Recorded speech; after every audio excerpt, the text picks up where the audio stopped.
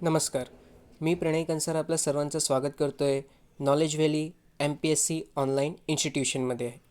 आज आहे 26 नोव्हेंबर 2020 आणि आपण बघणार आहोत की लोकसत्ता न्यूजपेपरमध्ये कुठली इम्पॉर्टंट न्यूज कवर झाली आहे. मग पहिली जी इम्पॉर्टंट न्यूज आहे ती आहे फुटबॉलचा जादूगार कालवश, विख्यात फुटबॉलपटू दिएगो मॅराडोना यांचे निधन. तर आपण इथे या न्यूजमध्ये दिएगो मॅराडोनाविषयी थोडीशी माहिती घेणार आहोत. तर सर्वात पहिले ते कुठल्या देशाचे होते, तर अर्जेंटिनाचे माजी फुटबॉलपटू, कर्णधार, प्रशिक्षक राहिलेले मॅराडोना यांनी 1986च्या विश्वचषक अक्षरशः एकट्याच्या जोरावर गाजवला आणि अर्जेंटिनाला जिंकूनही दिला. आता इथे एक महत्त्वाची गोष्ट म्हणजे काय, तर 1986चा जो विश्वचषक झाला होता तो मेक्सिको सिटीमध्ये झाला होता. कुठे झाला होता, तर तो मेक्सिको सिटीमध्ये झाला होता. ठीक आहे, एवढं आपल्याला लक्षात ठेवायचं आहे. त्यानंतर पुढे दी गोल्डन बॉय या टोपण नावाने ओळखल्या जाणाऱ्या मॅराडोना यांनी 91 सामन्यात अर्जेंटिनाचे प्रतिनिधित्व करताना एकूण 34 गोल करण्याची किमया साधली होती. ठीक आहे, मग त्यांचं टोपण नाव काय होतं, द गोल्डन बॉय. ओके, कुठचे होते ते अर्जेंटिनाचे होते.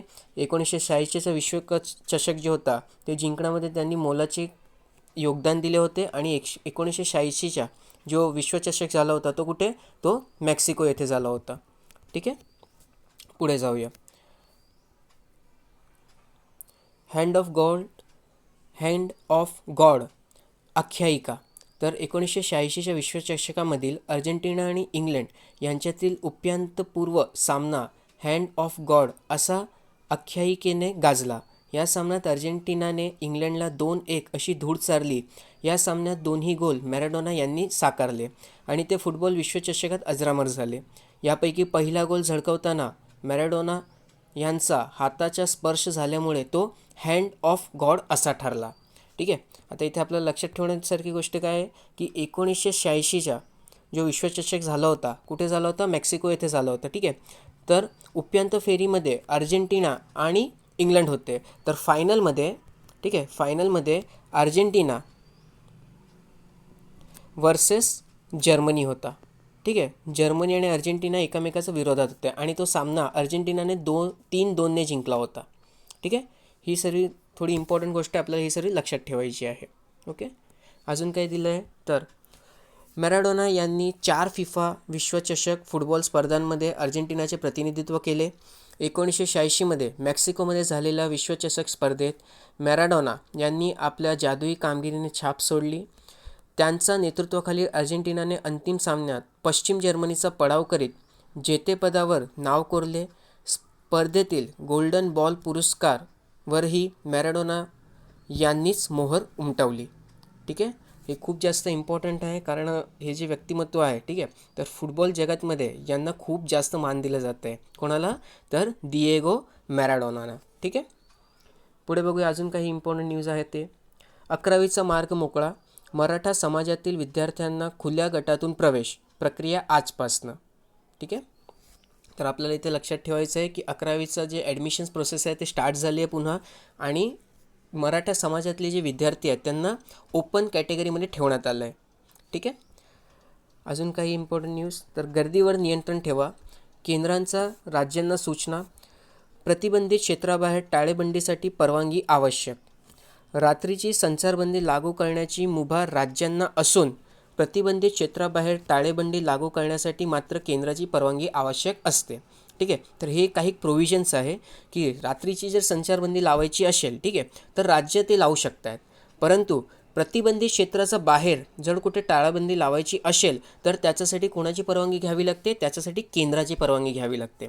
ठीक आहे, आता या न्यूजमध्ये आपण डिस्कस करणार आहोत द डिझास्टर मॅनेजमेंट ॲक्ट 2005. ठीक आहे, डिझास्टर मॅनेजमेंट ॲक्ट 2005 की ज्याचे प्रोव्हिजननुसार राज्याला आणि केंद्राला टाळेबंदी लावता येते. ठीक आहे, मग काय लिहिलं गेलं आहे त्याचे थोडेसे सेक्शन्स आहेत ते आपण डिस्कस करून घेऊया.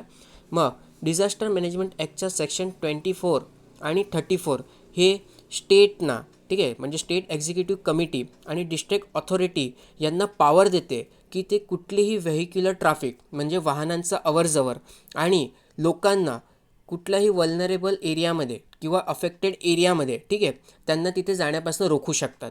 ठीक आहे, तर हे रोखण्याची पॉवर किंवा ताळेबंदी लावण्याची पॉवर कुठून भेटते, तर सेक्शन 24 आणि 34मधनं, जिथे स्टेट एक्झिक्युटिव्हना ही ताकद दिली जाते की त्यांची इच्छानुसार, ठीक आहे, ते कुठलेही ट्रॅफिक्सना किंवा गाड्यांना आणि माणसांना प्रतिबंधित क्षेत्रामध्ये जाण्यापासून रोखू शकतात.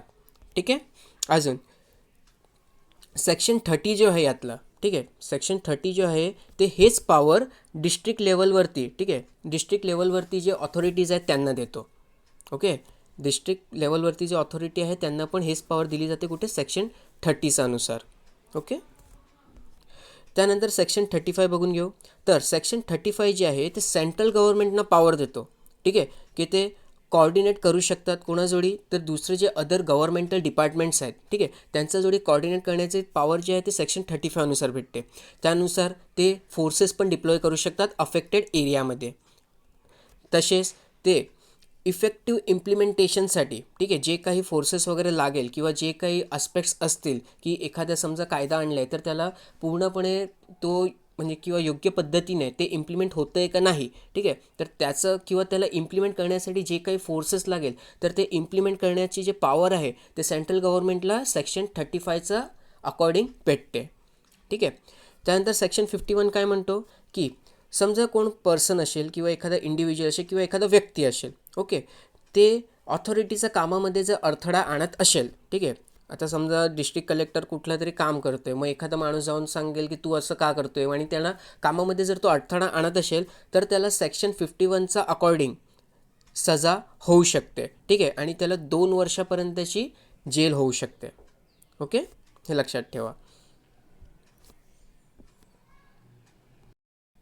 ओके, पुढे बघूया. आता बघा, आपलं जे संविधान आहे त्यातला आर्टिकल 256 काय म्हणतो, ठीक आहे, तर 256 असं म्हणतो की जे आपलं सेंटर आहे, ठीक आहे, सेंटर जे आहे ते राज्यांना डायरेक्शन देऊ शकतो की जे काही लॉ बनवले गेलेत त्यांना कसं इम्प्लिमेंट करायचं आहे. ठीक आहे, आर्टिकल 256 किंवा कलम 256 काय म्हणते की सेंटर जे आहे, ठीक आहे, सेंटर डिरेक्शन देऊ शकतो कोणाला, स्टेटला, की आम्ही जे लॉ बनवलेत, ठीक आहे, त्याला कसं इम्प्लिमेंट करायचं आहे, ठीक आहे, त्याला कसं एक्झिक्यूट करायचं आहे. ओके. त्यानंतर पुढे जाऊया आणि बघूया आर्टिकल 257 काय म्हणतो. तर आर्टिकल 257चा अकॉर्डिंग आपलं जे एक्झिक्युटिव्ह पॉवर्स आहेत, ठीक आहे, स्टेटचे जे एक्झिक्युटिव्ह पॉवर्स आहेत ते कुठल्याही प्रकारे सेंटरचे जे पॉवर्स आहेत, ठीक आहे, त्यांना कट करता कामा नये. ठीक आहे, आता समजा एखादा कुठला तरी ॲक्ट असेल, ठीक आहे, त्या ॲक्टला इम्प्लिमेंट करण्याची पॉवर दोघांकडे आहे, स्टेटकडे पण आहे आणि सेंटरकडे पण आहे. ठीक आहे, मग सेंटर ज्या प्रकारे स्वतःचं काम करतो आहे त्याच्यामध्ये स्टेट काहीही कायदा बनवून अडथळा आणू शकत नाही. ठीक आहे, हे कुठे सांगितलं गेलं आहे, तर आर्टिकल 257मध्ये सांगितलं गेलं आहे की एखादं सेंट्रल लॉ आहे तर त्याला जे इम्प्लिमेंट करताना स्टेटने मध्ये अडथळा आणू नये. ठीक आहे. ओके, तर हे होता NDMA आपला डिझास्टर मॅनेजमेंट ॲक्ट, ठीक आहे, 2005 आणि आर्टिकल 256 आणि 257 मधले प्रोव्हिजन्स. ठीक आहे, पुढे जाऊया.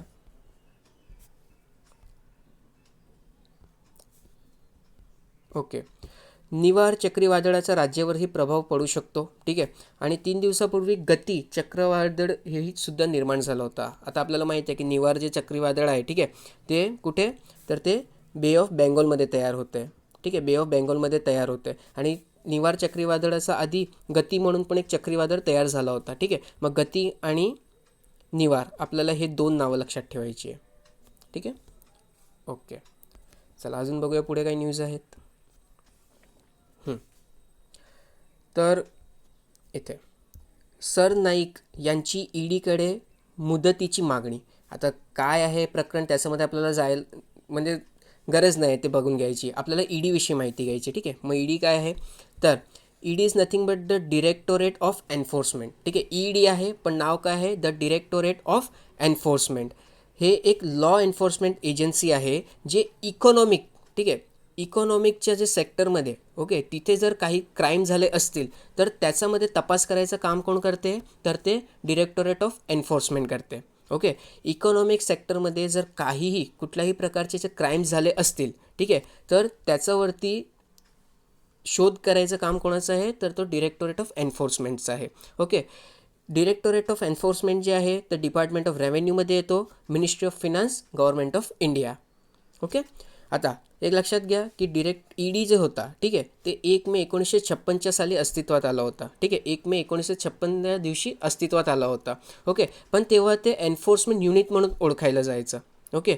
त्यानंतर डिपार्टमेंट ऑफ अफेअर जे होता त्यांनी फॉरेन एक्सचेंज रेग्युलेशन ॲक्ट 1947 याच्यामध्ये जर काही क्राईम झाले तर त्याची जबाबदारी किंवा त्याच्यामध्ये शोध घ्यायची जबाबदारी कोणावरती सोपवली, तर ते ईडीवरती सोपवली.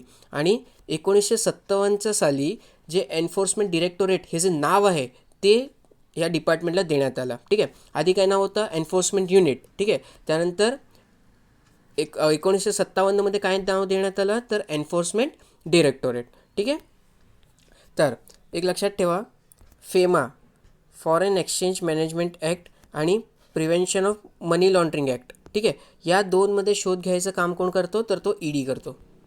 ठीक आहे. फेमा आणि prevention of money laundering act हे मला वाटतं 2002 आलं होतं आणि फेमा ॲक्ट जे होता, ठीक आहे, ते 1999 आहे. एकदा तरी मी क्रॉस चेक करून तुम्हाला नक्की हेच कळवेन. ठीक आहे. पण फेमा आणि PMLA, ठीक आहे, फेमा म्हणजे फॉरेन एक्सचेंज मॅनेजमेंट ॲक्ट आणि prevention of money laundering act, ठीक आहे, या दोनमध्ये शोध घ्यायचं काम कोण करतो, तर तो आपला ईडी करतो. ओके. चला पुढे जाऊया.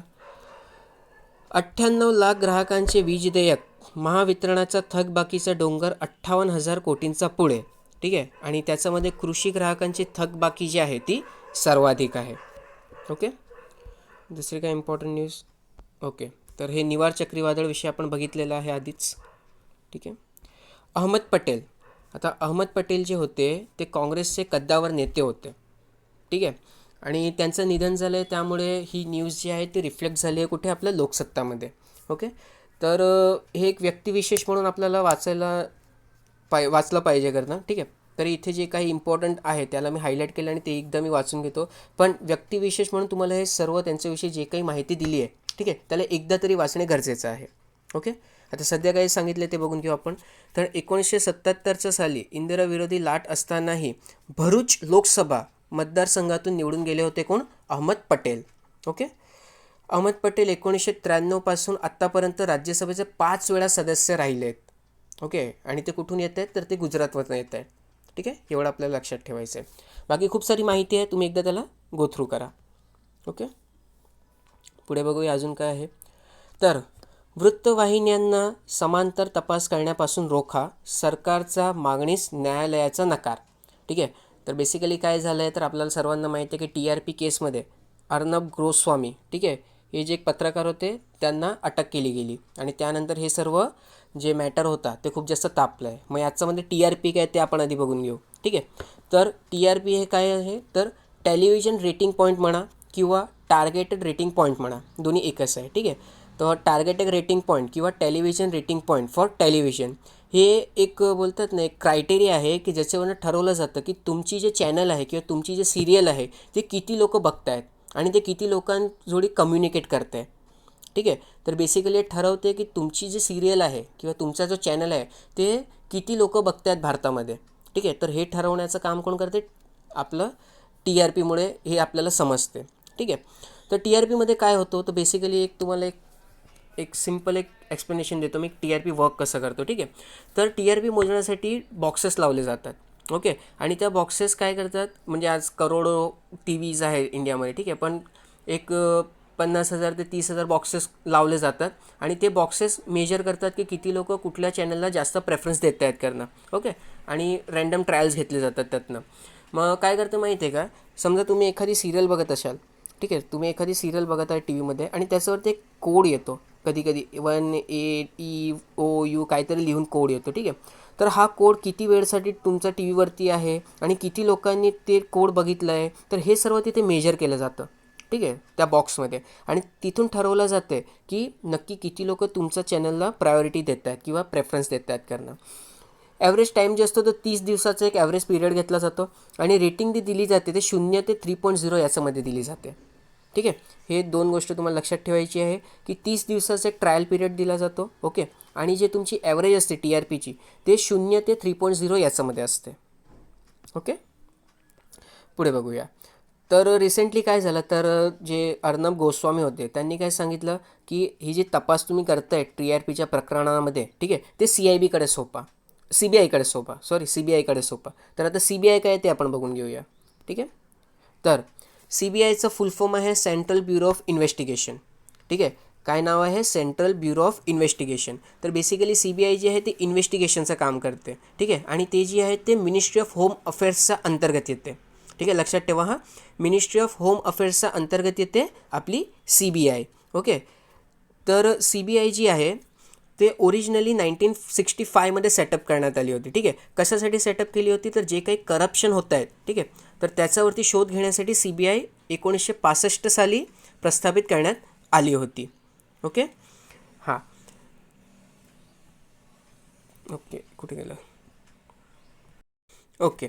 तर कुठले कुठले क्राईम्स आहेत ज्याच्यामध्ये आपली जी CBI आहे ते काम करू शकते? तर क्राईम्स जे आहेत त्यापैकी इकॉनॉमिक क्राईम झालं, स्पेशल क्राईम झाला, केसेस ऑफ करप्शन झाले आणि अदर केसेस. ठीक आहे. तर हे सर्व केसेस आहेत ज्याच्यामध्ये CBI जी आहे ती शोध घेऊ शकते करणं, किंवा हे सर्व केसेस CBIकडे सोपवता येतं. खूप महत्त्वाची गोष्ट काय माहिती आहे का? CBI जी आहे ती RTI ॲक्टच्या अंतर्गत येत नाही. ठीक आहे. आपण बघितलं होतं ना RTI ॲक्ट 2005 जे आहे, ठीक आहे, त्याच्या अंतर्गत CBI हे येत नाही. ओके. CBI हे RTI अंतर्गत येत नाही. खूप जास्त महत्त्वाचा पॉईंट आहे. ओके. आणि आपण जे इंटरपोलविषयी बोलतो, ठीक आहे, इंटरपोल म्हणजे काय? तर इंटरनॅशनल पोलीस जी आहे, तर त्याच्यामध्ये भारताचे रिप्रेझेंटेशन कोण करते? तर भारतामधून CBI जी आहे, ठीक आहे, भारतामधून CBI जी आहे ते इंटरपोलमध्ये रिप्रेझेंटेशन देते. ओके. अजून महत्त्वाची गोष्ट म्हणजे काय? तर CBI जी आहे, ठीक आहे, ही एक स्टॅच्युटरी बॉडी आहे. कुठली बॉडी आहे? स्टॅच्युटरी बॉडी आहे. आता स्टॅच्युटरी बॉडी म्हणजे काय? तर कायद्याच्या अंतर्गत ही बॉडी बनवली गेली आहे. तर तो कायदा कुठला आहे? तर तो कायदा आहे Delhi special police establishment act 1946. ठीक आहे. CBI जी आहे ती स्टॅच्युटरी बॉडी आहे आणि ते कुठल्या कायद्याने बनवली गेली आहे? तर Delhi special police establishment act 1946. तिचा मोटो काय आहे? तर तिचा मोटो आहे इंडस्ट्री, इम्पार्शियालिटी आणि इंटिग्रिटी. ठीक आहे. Industry, इम्पार्शियालिटी, integrity. हेडक्वार्टर कुठे आहे? तर हेडक्वार्टर न्यू दिल्लीमध्ये आहे. ठीक आहे. आणि सध्या ऋषी कुमार शुक्ला जे आहे ते CBIचे करंट डायरेक्टर आहात. ठीक आहे. तर ही सर्व इन्फॉर्मेशन आपण घेतली कशाबद्दल? तर CBI बद्दल. ठीक आहे. पुढे जाऊया, पुढे बघूया अजून कुठली न्यूज आहेत. ओके. गावठण जुन्या वाड्यामधील सदनिकधारकांना पुरवणी मिळकत पत्रिका. ठीक आहे. आता हे बघा, बेसिकली हे जे आहे ना गावठण आणि जुने वाडे, ठीक आहे, याची स्पेसिफिक डेफिनेशन्स दिली आहे. आणि ते डेफिनेशन कुठे दिली आहे? तर महाराष्ट्र लँड रेव्हेन्यू ॲक्ट 1966मध्ये दिली गेली आहे. आता पेपर 2, ठीक आहे, GS पेपर 2 जिथे आपल्याला कॉन्स्टिट्यूशन वाचायचं आहे, मग त्याच्यामध्ये स्पेशली एक सेक्शन मेन्शन केलं आहे की महाराष्ट्र लँड रेव्हेन्यू ॲक्ट 1966 तुम्हाला वाचायचं आहे. इथे आपण माहिती घेणार आहोत की गावठण आणि वाडा काय असतो. ठीक आहे. बाकी इतर हा पूर्ण एक सेक्शन आहे, तर ते आपण लेक्चरमध्ये कवर करूया. तर गावठण और village site means the land include within the site of a village, town और city as determined by section 122. आता सेक्शन 122चा अंतर्गत जी काही जागा आहे, ठीक आहे, जे विलेज, टाउन किंवा सिटीमध्ये आहे, ओके, आणि ती जी जागा आहे त्याला कोण रेकग्नाईज करणार किंवा त्याला मान्यता कोण देणार? तर डिस्ट्रिक्ट कलेक्टर किंवा स्टेट गव्हर्नमेंटने ऑथोराईज केलेली एखादी बॉडी, ठीक आहे, ती जर सांगेल की ही जागा जी आहे ते एखादी विलेज आहे किंवा एखादा गावठण आहे, ठीक आहे, तरच त्याला गावठण किंवा विलेज साईट म्हणून एक अप्रुव्हल दिला जाईल. ठीक आहे. आणि ती गावठण किंवा विलेज साईट जी आहे ते सिटीमध्ये पण असू शकते, एखादा विलेजमध्ये पण असू शकते किंवा एखादा शहरमध्ये पण असू शकते.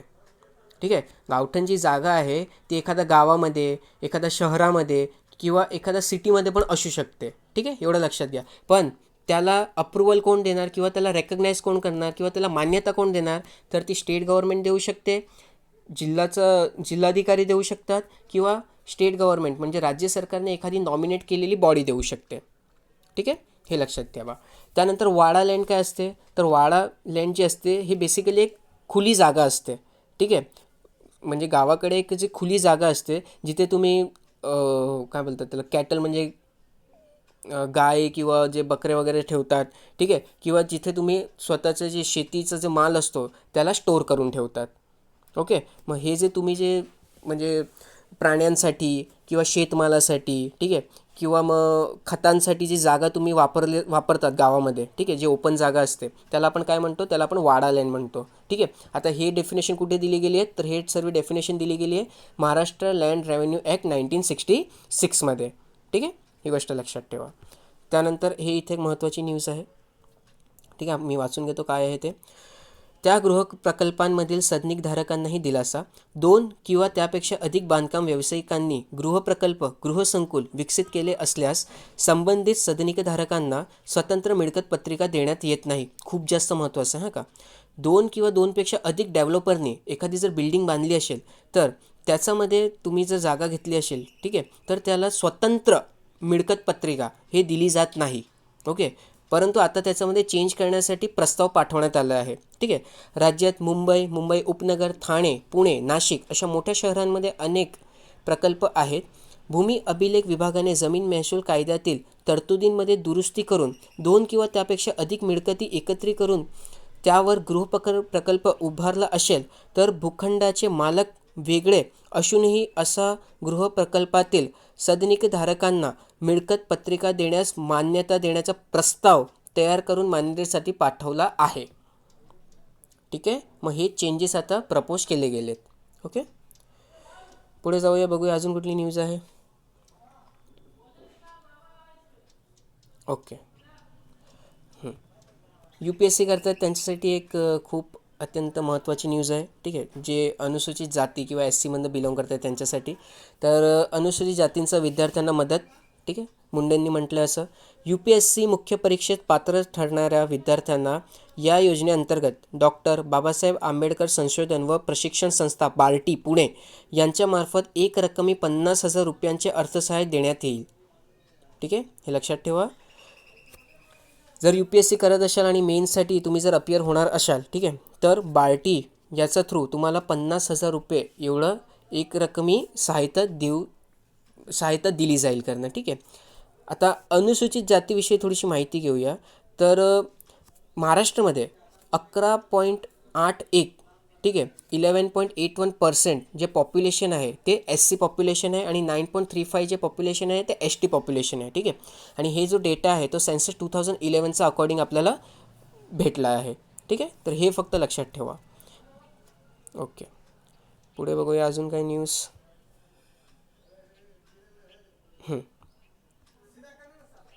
टाळेबंदीमुळेच निर्णय. ठीक आहे. आता टाळेबंदीमुळे कुठले निर्णय घेण्यात आले ते बघून घेऊ. आपत्ती व्यवस्थापन कायद्याचा कलम 38 अंतर्गत शाळांना यंदा शुल्क वसुली टप्प्याटप्प्याने करण्यास सांगण्यात आले आहे. ठीक आहे. आपत्ती व्यवस्थापन कायदा म्हणजे डिझास्टर मॅनेजमेंट ॲक्ट जे आपण वरती बघितला होतो. ठीक आहे. डिझास्टर मॅनेजमेंट ॲक्टचा आर्टिकल जे 38 आहे त्याच्या अंतर्गत काय सांगितलं गेलं आहे शाळांना की तुम्ही शुल्क वसुली जी आहे, ठीक आहे, ते टप्प्याटप्प्याने करा, ती अजिबात करू नका असे सांगितलेले नाही. अंतिम परीक्षांबाबत सर्वोच्च न्यायालयाने दिलेला निकाल सरकारने मान्य केला आहे, परंतु या निकालात परीक्षा न घेण्याचे अधिकार सरकारला नाही असे नमूद करताना परिस्थितीनुसार त्या कधी घ्याव्यात हे ठरवण्याचा अधिकार सरकारला असल्याचे स्पष्ट केले आहे. त्यामुळे आपत्ती व्यवस्थापन कायद्याअंतर्गत आदेश देताना केंद्र सरकार व अन्य कुठल्याही यंत्रणांच्या अधिकारांचे उल्लंघन होणार नाही याची काळजी घेण्यात आली. कोरोना हे नैसर्गिक आपत्तीच आहे, त्यामुळे त्यात उद्ध्वस्त झालेल्यांना पुन्हा उभे राहण्यास मदत करणे हे सरकारचे कर्तव्य आहे. कोरोनाच्या पार्श्वभूमीवर लागू झालेल्या टाळेबंदीमुळे राज्यातील अनेक जण आर्थिकदृष्ट्या उद्ध्वस्त झालेले आहेत. शाळांना शुल्क वाढीबाबत निर्णयही याच दृष्टिकोनातून घेण्यात आल्याचा दावा सरकारतर्फे करण्यात आलेला आहे. ठीक आहे. मग इथे आपल्याला लक्षात ठेवण्यासारखी गोष्ट काय आहे तर आर्टिकल 38, ठीक आहे, डिझास्टर मॅनेजमेंट ॲक्ट. ओके, हे लक्षात ठेवा. ठीक आहे. तर त्याच्यामध्ये प्रोव्हिजन्स आहेत की तुम्ही जे काही संस्था आहेत, ठीक आहे, राज्यामध्ये त्यांना इन्स्ट्रक्शन देऊ शकतात आणि त्यातली जी एक संस्था आहे म्हणजे आपली शाळा. ठीक आहे. ओके. पुढे बघूया अजून काय काय आहे.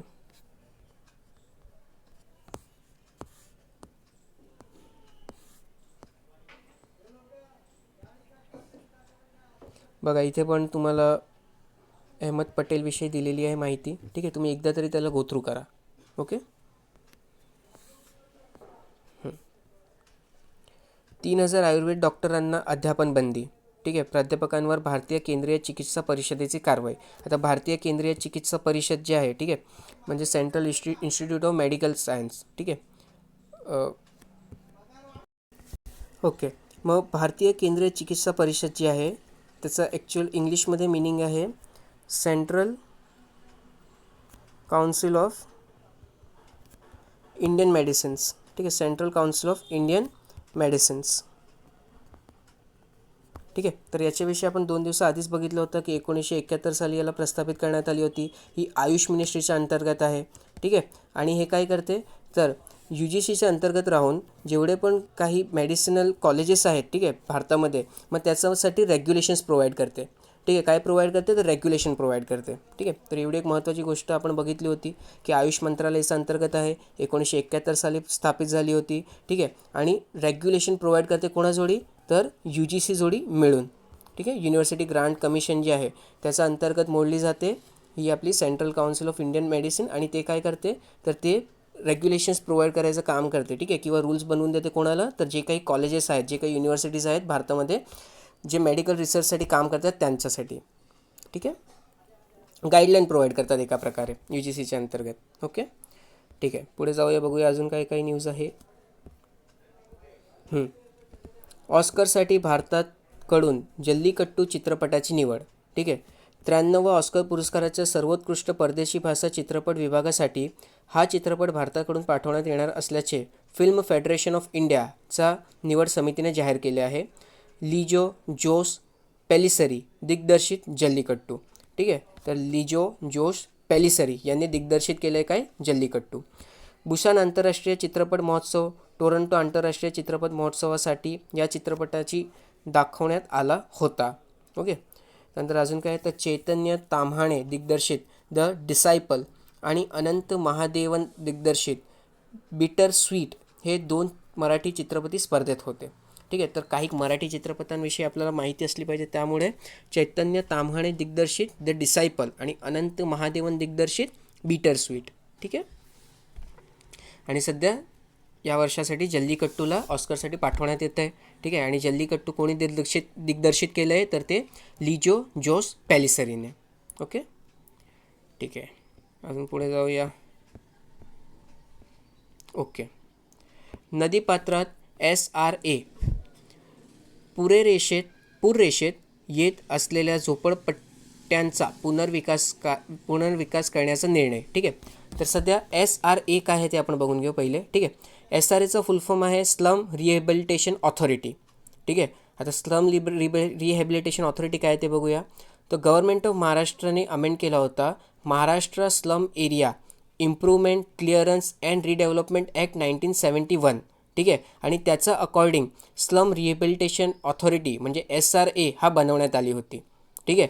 आता SRAचे जे चेअरपर्सन असतात ते कोण असतात तर ते आपले चीफ मिनिस्टर असतात. ठीक आहे. म्हणजे सध्या उद्धव ठाकरेजी जे आहेत, ठीक आहे, ते SRAचे चेअरपर्सन आहेत.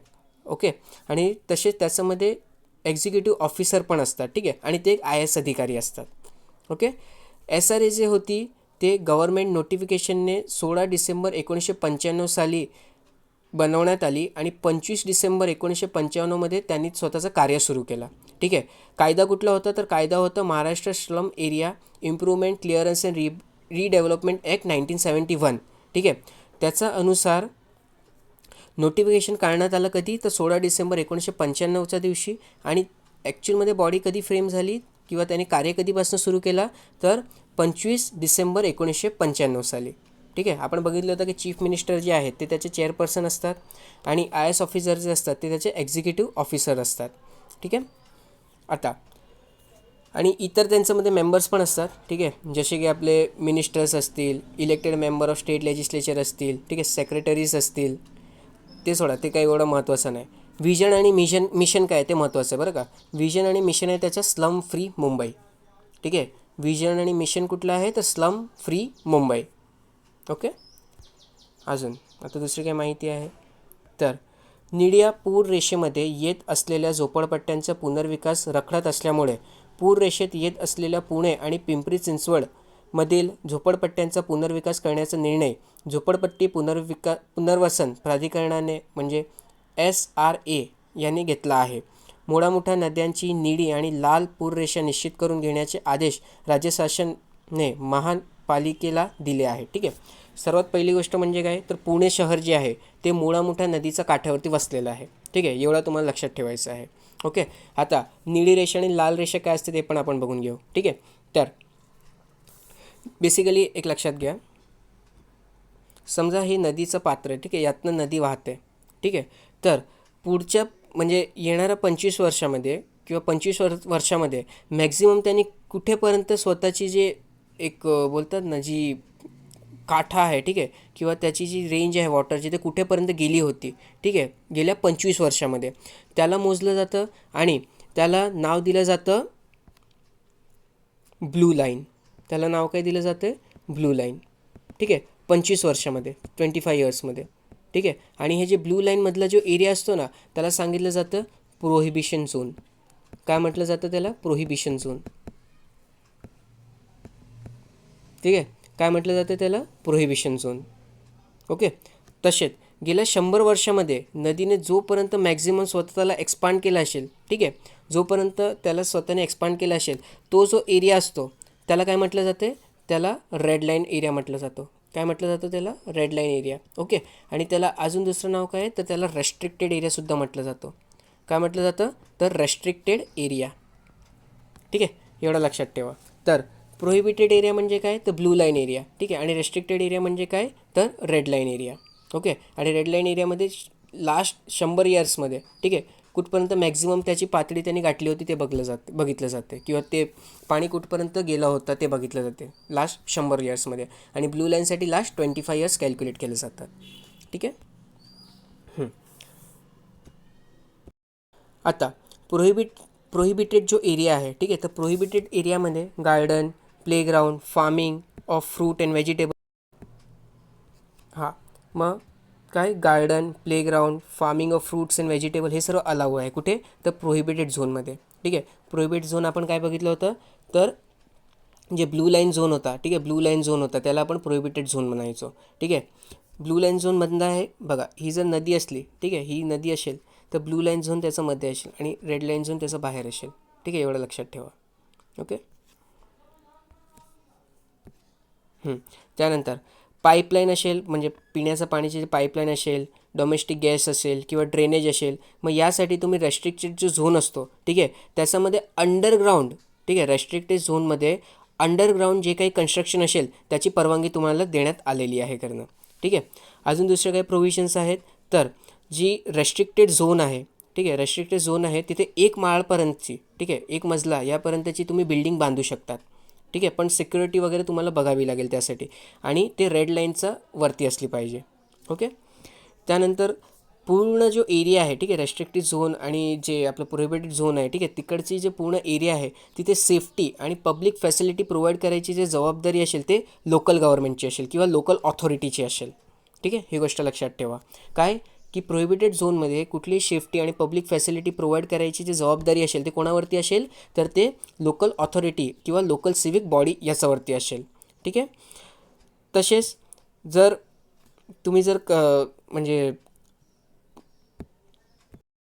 इरिगेशन डिपार्टमेंटला जर कुठलेही प्रोजेक्ट इम्प्लिमेंट करायचे असतील, ठीक आहे, कुणाला इरिगेशन डिपार्टमेंटला, ठीक आहे, त्याला जर कुठलेही प्रोजेक्ट इम्प्लिमेंट करायचे असतील तर त्याला नो ऑब्जेक्शन सर्टिफिकेट घ्यायची काही गरज नाही या झोन्समध्ये. ठीक आहे. पण त्याचा जोडीला जर दुसरा डिपार्टमेंट काम करत असेल, ठीक आहे, तर त्या मात्र दुसऱ्या डिपार्टमेंटला परवानगी घ्यावी लागेल. ठीक आहे. म्हणजे काय, तर इरिगेशन डिपार्टमेंटला प्रोटेक्टेड झोनमध्ये काम करण्यासाठी NOCची गरज नाही. ठीक आहे, नो ऑब्जेक्शन सर्टिफिकेटची गरज नाही. ठीक आहे, एवढं लक्षात ठेवा. ठीक आहे. मग इथे आपण काय काय बघितलं, तर सर्वात पहिले तर आपण बघितलं की कुठल्या ॲक्टने आलं होतं ते. ठीक आहे. त्यानंतर आपण बघितलं की रेड लाईन काय असते आणि ब्लू लाईन काय असते, कुठली कुठली ॲक्टिव्हिटीज आहे ज्याला ब्लू लाईन आणि रेड लाईनमध्ये अलाव करला गेला आहे. ठीक आहे. आणि इतर आपण माहिती बघितली या रेड लाईन आणि ब्लू लाईनविषयी. पुढे जाऊया आणि बघूया अजून काय काय आहे. ओके. राज्य शासनाचा जलसंपादन विभागाच्या आदेशानुसार निळ्या आणि लाल पूर रेषेत कोणत्याही प्रकारचे बांधकाम करण्यास मनाई आहे. निळ्या पूररेषेत येत असलेल्या झोपडपट्ट्या पुनर्विकास पात्र ठरत नाही. ठीक आहे, खूप महत्त्वाचं आहे का. बघा, निळ्या पूररेषेत येत असलेल्या झोपडपट्ट्या पुनर्विकासास पात्र ठरत नाही. मात्र गृहनिर्माण विभागाच्या आदेशानुसार झोपडपट्ट्या अधिकृत नसला तरी त्यांचे अधिकृतपणे पुनर्वसन करता येते. ठीक आहे. अजून काय आहे, शहरातील झोपडपट्ट्या बऱ्याच वर्षापासून अस्तित्वात आहेत. त्यांचे पुनर्वसन महाराष्ट्र झोपडपट्टी अधिनियम 1971 तसेच झोपडपट्टी पुनर्वसन प्राधिकरणासाठी विकास नियंत्रण नियमावलीत तरतुदीनुसार करण्यात येते. झोपडपट्ट्या खाजगी किंवा सार्वजनिक मालकीच्या जागेवर अस्तित्वात आहेत. महापालिकेकडून त्या झोपडपट्टी क्षेत्र जाहीर करण्यात आल्यानंतर बांधकामांना संरक्षण मिळते, तर प्राधिकरणाकडून अशा झोपडपट्टी क्षेत्रास पुनर्वसन क्षेत्र जाहीर केल्यानंतर त्यांचे त्याच ठिकाणी पुनर्वसन केले जाते. ठीक आहे. झोपडपट्टी धारकांना मिळकती अधिकृत नसल्यास तरी त्यांचे अधिकृतपणे पुनर्वसन करण्याची तरतूद आहे, जो त्यांचा उंची संदर्भातील अटी शर्तीसह झोपडपट्ट्यांचा पुनर्वसन योजनेसाठी लागू करणार आहे. खूप जास्त महत्त्वपूर्ण ही इन्फॉर्मेशन आहे का. याला मी सांगेन तुम्ही कुठेतरी तुमच्या नोटबुकमध्ये नोट डाऊन करून ठेवा. ओके, कारण पुनर्वसनवरती प्रश्न येतात. तर तुम्हाला हे लक्षात ठेवायचं आहे. ओके, चला पुढे बघूया अजून काही न्यूज.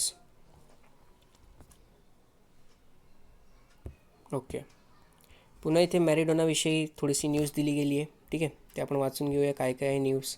लीग फुटबॉलमध्ये इटलीचा नापोली संघाकडून खेळताना मॅराडोना यांनी दवदवीत यश मिळवले. 1987 आणि 1990मध्ये सेरी ए फुटबॉल स्पर्धेचे तसेच 1987मध्ये इटालियन चषकाचे आणि 1991मध्ये UEFA चषकाचे विजेतेपद मिळवून देण्यात त्यांनी महत्त्वपूर्ण कामगिरी बजावली. याच वर्षी नशेचा आहारी गेल्यामुळे त्यांच्यावर उत्तेजक सेवन प्रकरणी 15 वर्षाची बंदी घालण्यात आली. 1994मध्ये उत्तेजक चाचणी दोषी आढळल्यामुळे अमेरिकेत झालेल्या फिफा विश्वचषक स्पर्धेसाठी त्यांची अर्जेंटिना संघातून हकालपट्टी करण्यात आली. त्यानंतर 1997मध्ये त्यांनी आंतरराष्ट्रीय फुटबॉलमधून निवृत्तीचा निर्णय घेतला. नापोलीसह त्यांना बोका ज्युनियर्स, बार्सिलोना, सेव्हिया या संघाचेही प्रतिनिधित्व केले आहे. 2008 ते 10 या कालावधीत अर्जेंटिना संघाचे प्रशिक्षकपद सांभाळणाऱ्या मॅराडोना यांनी अल-वासल, डिपोर्टिव्हो रिएस्ट्रा, फुजायरा, डोराडोस डे सिनालोआ, जेमनिसिया डे ला प्लाटा या संघाचे प्रशिक्षकपद भूषवले आहे. ठीक आहे. मॅराडोनाचा हँड ऑफ गॉड गोल. ठीक आहे, हे बघा, गोल करताना मॅराडोनाचा हात लागला होता बॉलला, तरी तो गोलला अप्रूव्ह केला होता, म्हणून त्याला काय म्हणतात, हँड ऑफ गॉड गोल. ठीक आहे. तर मॅराडोनाचा 1986च्या विश्वचषकात उपांत्य फेरीत इंग्लंड विरुद्धचा हँड ऑफ गॉड गोल खऱ्या अर्थाने क्रीडा रसिकांच्या भुवया उंचावणारा ठरला. त्याने हाताने फुटबॉल गोल जाळ्यापर्यंत पोचवत गोल लावला. या गोल वादग्रस्त गोलही म्हटले जाते आणि सर्वश्रेष्ठ गोलही म्हणण्यात येते. त्याचा हा गोल अजूनही फुटबॉल जगत कायम स्मरणात आहे. ठीक आहे. त्यानंतर ओके, शेवटची एक न्यूज आहे. लक्ष्मी विलास बँकेच्या DBSमध्ये विलिनीकरणाला केंद्राची मंजुरी. कालच आपण बघितलं होतं की लक्ष्मी विलास जी बँक आहे, ठीक आहे, त्याला DBSमध्ये विलिनीकरण करण्यासाठी प्रपोजल RBIकडे दिलं गेलं होतं. आता DBS जी आहे ती कुठली आहे, तर सिंगापूरची कंपनी आहे. कुठली आहे, सिंगापूरची बँक आहे. ठीक आहे, DBS बँक.